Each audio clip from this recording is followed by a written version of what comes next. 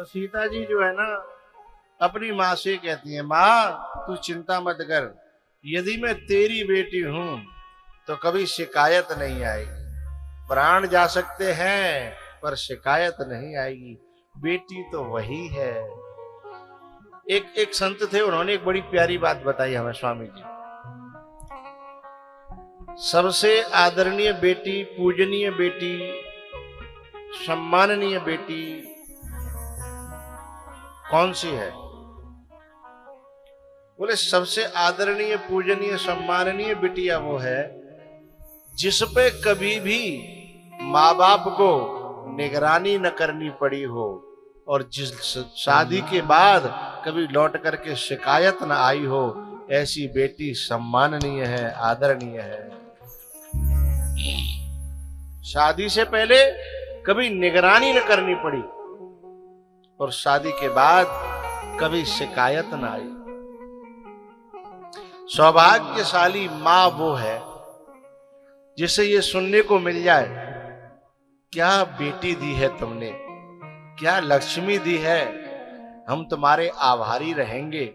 ऐसा सुनने को जिस मां को मिल जाए, वो बेटी की मां सौभाग्यशाली है इस पूरी धरती पर, उससे बड़ा सौभाग्यशाली।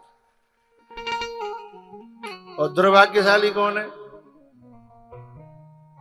जिन्हें अपनी बेटियों पर लगाम लगानी पड़े।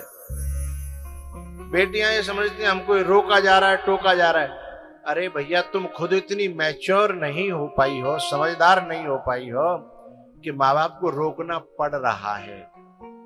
यदि तुम सच में बेटी होती तो माँ बाप को रोकना न पड़ता, तुम समझ के पहले ही उन रास्तों से अपना मन हटा लेती, अपना कदम हटा लेती, तो सचमुच में माँ बाप को कहना ही नहीं पड़ता, बेटी वो है। मुझ पे एहसान हवा करती है, तेरी खुशबू का पता करती है। मुझ पे एहसान हवा करती है, तेरी खुशबू का पता करती है। अब बेटियों के लिए एक बड़ा प्यारा शब्द आ रहा है। जो बच्चियां माँ बाप गुरु के लिए इस बात को याद रखती हैं, मुझको उस राह पे जाना ही नहीं,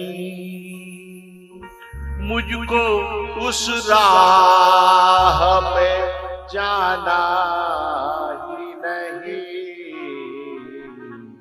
मुझको उस राह पे जाना ही नहीं। किस पे? जो मुझे तुमसे जुदा करती है, मुझको उस राह पे जाना ही नहीं। जो मुझे तुमसे जुदा करती है,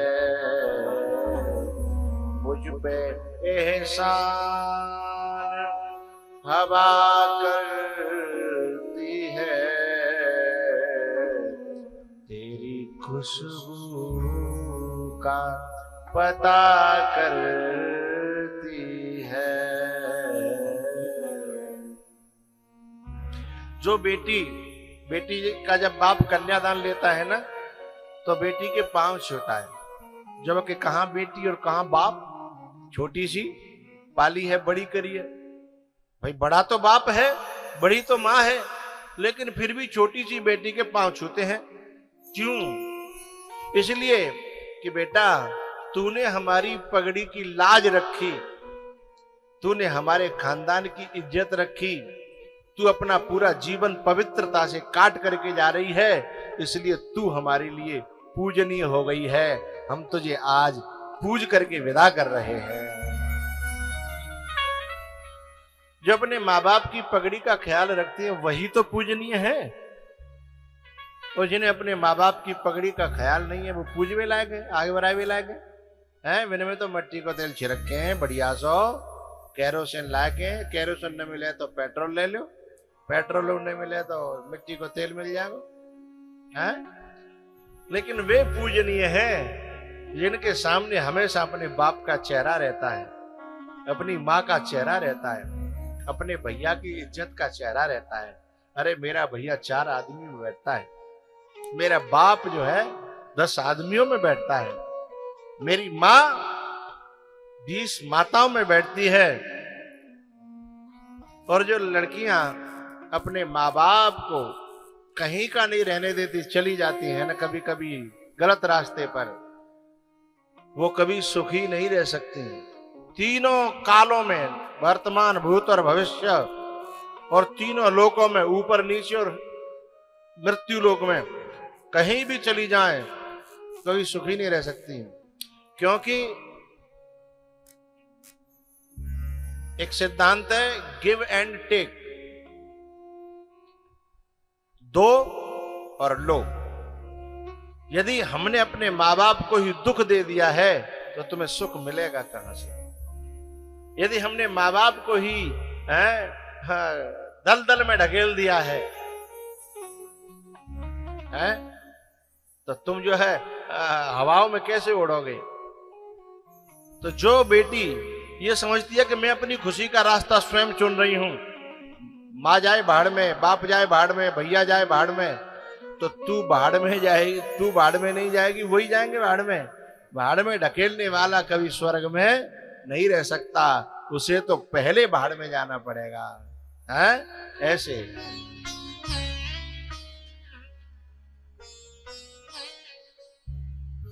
सीता जी ने कहा, मां चिंता न कर तू, यदि मैं तेरी बेटी हूं तो लाश आ सकती है पर शिकायत नहीं आएगी। यदि सीता जी की जगह कोई भेड़ी की होती ना, और जब वनवास दिया गया, घर से निकाला गया बिना कछु दए बंटवारे में, भाई बंटवारा तो हुआ ही नहीं, जंगल और दे दिया, और जंगल देते समय ये और कह दिया कि गांव में नहीं घुसोगे, ठीक है, जंगल में काटियो, कहां से खाएंगे, कहां से पिएंगे, कहां से पहरेंगे, इतनी कड़ी शर्त। यदि उस जगह सीता जी की जगह कोई जसराना की होती ना, हंगामा खड़ा कर देती, ऐसे कैसे चली जाऊंगी जंगल, ब्याह की आई हूं, कोई न्योई ना चली आई मैं, सीधे टेलीफोन घुमाती, मम्मी मम्मी देख जहाँ का है रो, जल्दी चली आ। मम्मी चली आती यदि जसराना की होती तो, क्या तू चिंता मत कर, अभी आई बाकी टेंटुआ पे पांव धर दूंगी। ये मत समझियो, जसराना की नहर को पानी पिया मैंने, कच्चा खा जाऊंगी। लेकिन सीता जी वनवास चली गई और जनकपुर में कोई सूचना तक नहीं दी, क्योंकि मेरा कर्म है, मैं भोगूंगी। मेरे बाप ने तो जितना अच्छा हो सकता था वो सब करने की कोशिश की, लेकिन अब मैं माँ बाप को कष्ट क्यों दूं, माँ बाप को दुख क्यों दूं। अरे जनक जी को तो किसी और से पता लगा कि मेरी बेटी जंगल चली गई है, वनवास चली गई है, घर से छोड़ निकाला, देश निकाला दे दिया है, लेकिन मजाल है कोई सूचना दी हो। राजशाही गहने उतार दिए, गेरुआ कपड़े पहने, और जब वो जंगल में जनक जी महाराज गए मिलने के लिए, तो तपस्वी वेश में राम और लक्ष्मण के साथ सीता जी बैठी थी, और अपनी बेटी को जब उस रूप में देखा ना, तो जनक जी की आंखें भर आई कि बेटी हो तो ऐसी हो, बिटिया हो तो ऐसी हो। पुत्रे पवित्र किए कुल दो,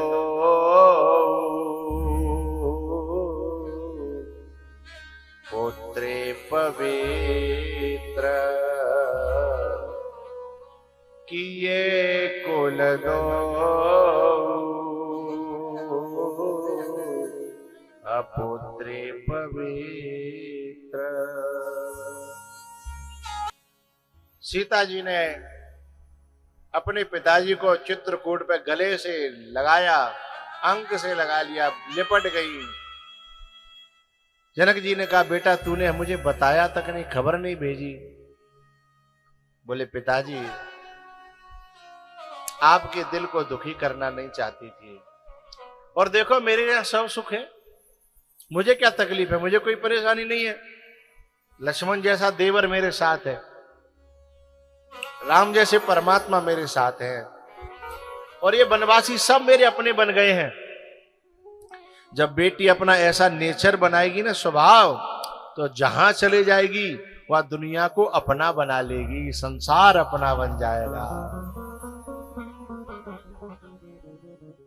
लेकिन जो अपनी मां को अपना न बना पाई, लड़ती रही मां से, अपनी दादी को अपना न बना पाई, अपने चाचा ताऊओं को, पिताजी को अपना न बना पाई, इन्हीं से लड़ती रही हो, वो दुनिया में किसी को क्या अपना बनाएगी? है? क्योंकि शुरुआत अपने जीवन से, अपने घर से है। First impression the last impression. जिसके जीवन में शुरुआत में ही मैत्री रहती है, फ्रेंडशिप रहती है, घर से ही, मम्मी से, पापा से, चाचा से, ताऊ से, भैया से, हैं, जो इन्हें तो गिनती नहीं है और दुनिया में फ्रेंड रिक्वेस्ट भेजती फिरती हैं, हैं, उनका दुनिया में कोई अपना नहीं बन पाता। धोखा है, धोखा है भैया, समझ लें। वो समझे भले ही कि मेरी इतनी फ्रेंड्स फॉलोइंग हो गई है, ना ना ना ना, ये आंखों का धोखा सच्चाई नहीं है। ये आंखों का धोखा सच्चाई नहीं है भैया। सीता जी को गले से लगा करके जनक जी रोए, उनकी मां सुनैना रोई है कि बेटा तू जंगल में आ गई, हमें बताया तक नहीं। अरे मैया, मैं कितनी खुश हूं, तुम्हें क्या पता। यहाँ ऋषि मुनियों का दर्शन, पशु पंछियों का संग है, और यहाँ प्रकृति के अपने नजदीक रह करके मैं भजन करूंगी, पूजा करूंगी, साधना करूंगी, ऐसा मौका किसको मिलता है माँ?